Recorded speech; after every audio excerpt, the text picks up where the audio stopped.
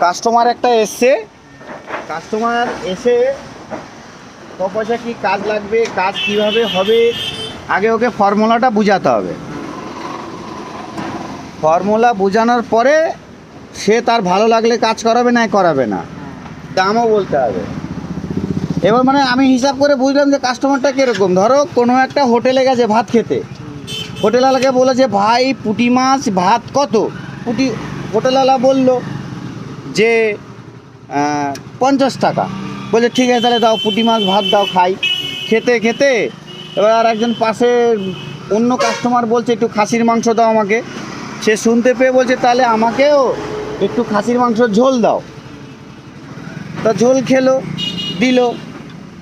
ঝোল খাওয়ার পরে এবার তরকারি ভালো হয়েছে, এবার বলছে আমাকে এক টুকরো ছোট্ট থেকে এক টুকরো খাসির মাংস দাও। দোকানদার বলছে বাহ ঠিক আছে, দিল এক টুকরো খাসির মাংস। খাওয়া দাওয়া হয়ে গেল। ফের খেতে খেতে অন্য এক কাস্টমার বলছে ভাই আমাকে একটু ইলিশ মাছ দাও।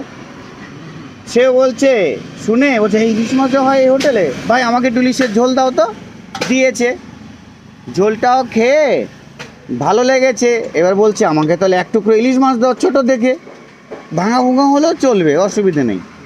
তা সে দোকানদার হোটেলওয়ালা দিয়েছে, তাকেও এক পিস ইলিশ মাছ দিয়েছে। এইবার এসছে রুই মাছ ছেড়ে পালা। তো বলছে আমাকে একটু ছোটো থেকে একটু রুই মাছ দাও। বুঝছি এবারে এই হোটেলওয়ালাটা বলছে বাহ কাস্টমারটা ভালোই, খেয়ে দিয়ে অনেক রকম কিছু খাচ্ছে।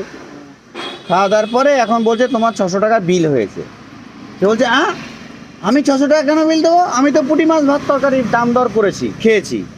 তা বলছে তুমি খাসি মাংস খেলে, ইলিশ মাছ খেলে, রুই মাছ খেলে, তার দাম দিতে হবে না।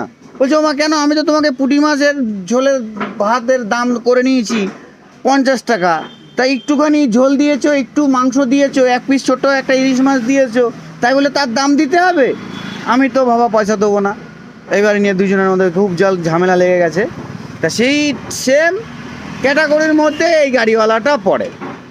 এই গাড়িওয়ালা সেম 400 টাকা রেট করে একটা সিট বানাবে বলে এখন পুরো গাড়ি 3,500 4,000 টাকার কাজ করে নিতে চায় 400 টাকায়।